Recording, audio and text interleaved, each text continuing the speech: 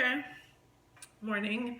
Again, I'm doing another video to speak about the books and the journey. Okay, recently I just decided, yeah, I would start writing.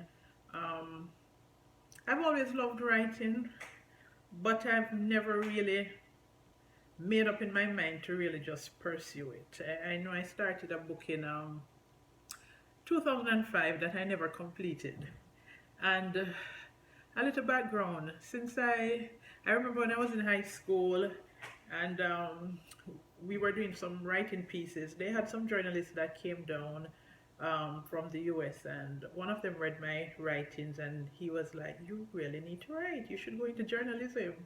Uh, I never really pursued. Just usually write my poems and yeah, short stories. Loved writing. Literature was my thing in high school. Um, yeah, literature. Loved, absolutely loved literature. I remember my friends used to laugh at me because I took the book so seriously. In particular, and Natalie, if you're listening, I'm sure you'll remember this. Tess of the D'Urbervilles. Oh my God, that book had such an influence on me as a teenager. Very beautiful. So literature is just absolutely awesome. I love it. And usually I'm watching a movie with my husband and I'd be like, this would be such a good book to discuss in a literature class and, trying to figure how the story end or should end and all that. Yeah. So, long and short, I just decided 3 weeks ago because I'm home and having nothing to do that I'd start writing. Of course, my client ended up in the hospital rehab, so having nothing to do and just to keep me occupied and my mind focused, I just started writing one Tuesday night and I stayed up all through the night and just wrote my fingers off. Yes. So, I mean, if you like it, if you love it, if it's something you really have always wanted to do, you should pursue. I know ever since I met my husband as a teenager, he was always encouraging me to write because I'd like read stuff to him, like my stories that I wrote, and he was like, "You really wrote that?" And I was like, "Yes." He said, "You should write," and he would always encourage me to. But I've really, really never actively pursued it. I think the furthest I got was in 2005, and I wrote that book, so many pages, and the computer crashed, and I didn't have any form of backup. I was so discouraged. Yeah, I lost most of the book, and I just left it there. A part of it is still on the computer even now. Right. So, and probably 2 or 3 years ago, I sat and did a whole book of poems. I still have most of those poems. Yeah. So if it's something you really want to do, there's no reason you shouldn't pursue it. And for me now, I depend largely upon my friends and my family, like in terms of with editing, because it can be pretty costly. Um, I have like friends reading, at least one will do the first reading, then you have a second person doing the second reading, and as long as you can trust them to keep your material confidential. So I did get a bit of help with the editing. My sister did the second book, two friends did the first, and yeah, I have people doing the other books now that are completed, like friends from church, or yeah.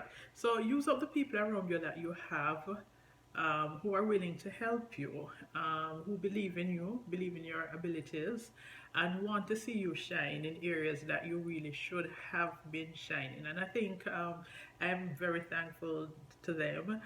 There are those who really push and encourage me a lot to keep doing this.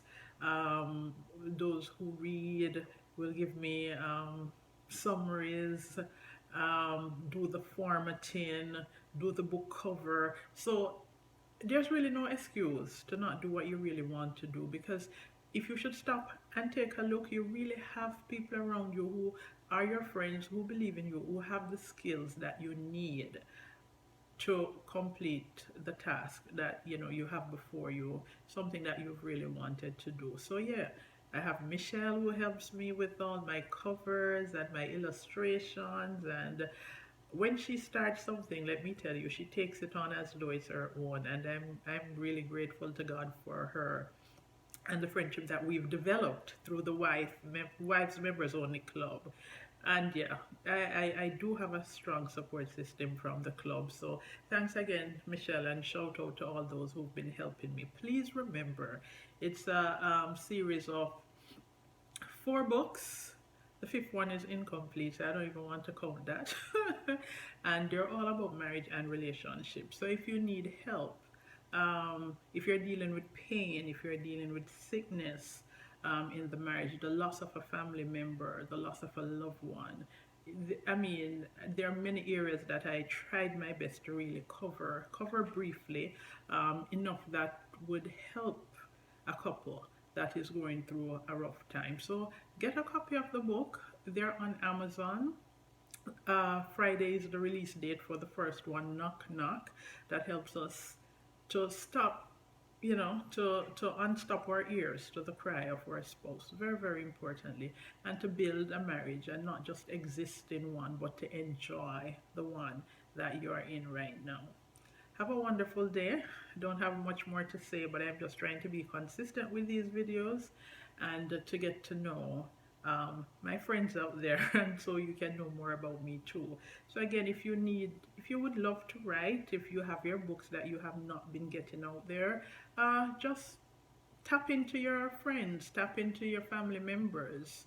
The resources are there. Just ask them, and I'm sure you will find that somebody is willing to help you to see your dream come through, because they know what is inside of you.